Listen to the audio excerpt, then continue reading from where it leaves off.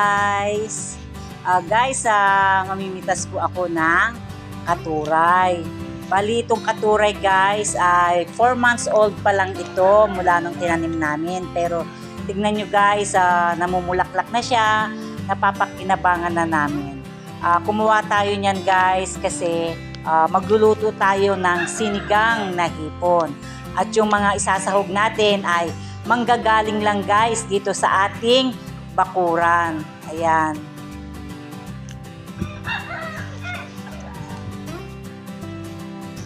So ibang-iba guys kapag meron tayong tanim dahil malaking tipid guys, hindi na tayo bibili.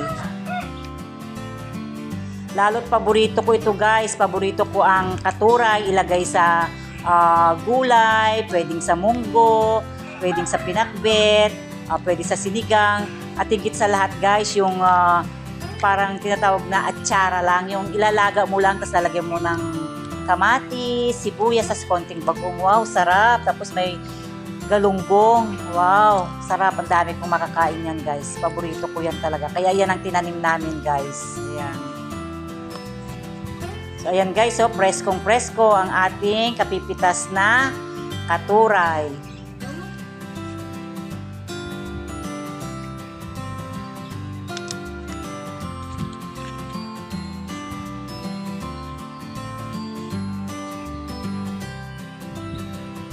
Hanggang taas guys, ang daming bulaklak pero hindi ko na maabot. Kaya yung sakto lang ang aking pinitas.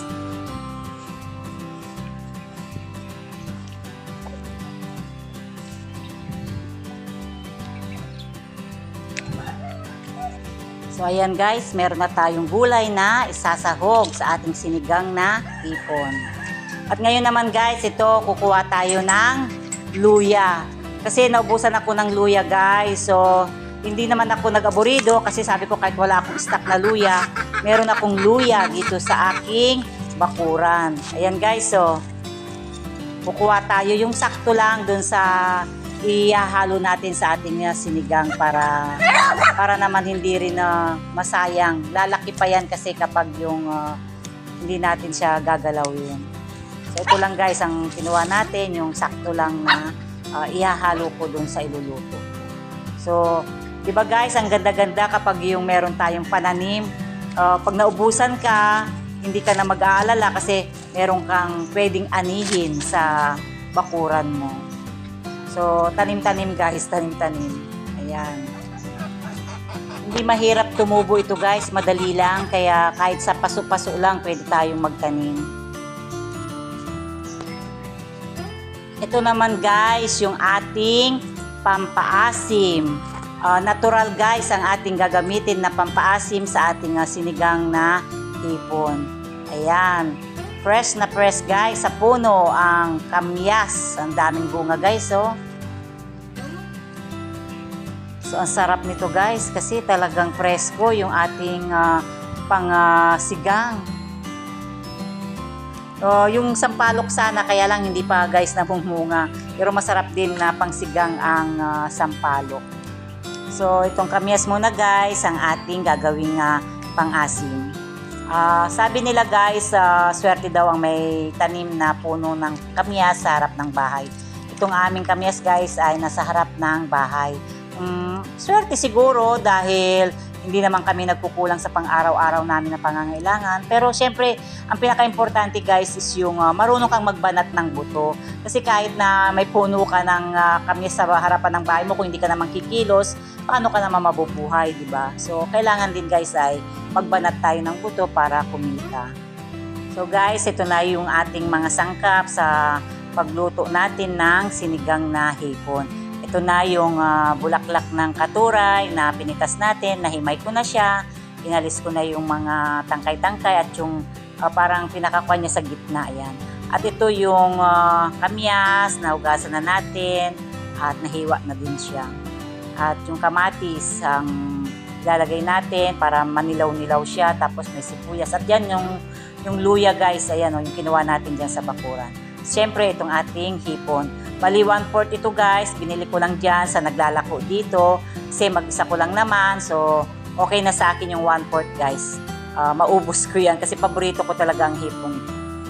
Lutuin na natin guys. Ayan ang ating kaserola. Lagyan natin ng tubig. At pag kumulo na siya guys, ilagay na natin yung nahiwang kamatis, sibuyas, at yung luya na kinuha natin sa ating bakuran. At pag kumulo na guys, ilagay na natin yung hiniwa-hiwa nating kamyas. So pagkalagay natin guys ng hiniwa-hiwang kamyas, isunod naman natin guys na ilagay ang patis seasoning. Mas masarap kasi guys pag patis ang ating ilalagay kumpara sa asin. Ayan. At lagyan din natin guys ng konti pang pampalasa para mas lalong masarap yung ating sinigang na hipon. Ang magic sarap. Ayan. Siyempre, dahil magic sarap, magma-magic talaga yung ating nilulutong sinigang na hipon. Ayan. At pagkakulo guys, ilagay na natin ang hipon. Ayan. Pag yan ay mamula-mula na guys, kapag kulo niya, ibig sabihin yan ay luto na. So, malapit na natin siyang iahon. Pero syempre, huwag nating kalimutan yung pinaka-espesyal, yung aking paboritong gulay. Lalagay natin dyan yung katuray. Ayan guys, preskong-presko. Ayan. Sarap. So, ayan guys, maluluto na siya. Pagkaluto niyan, syempre, kakainin na natin.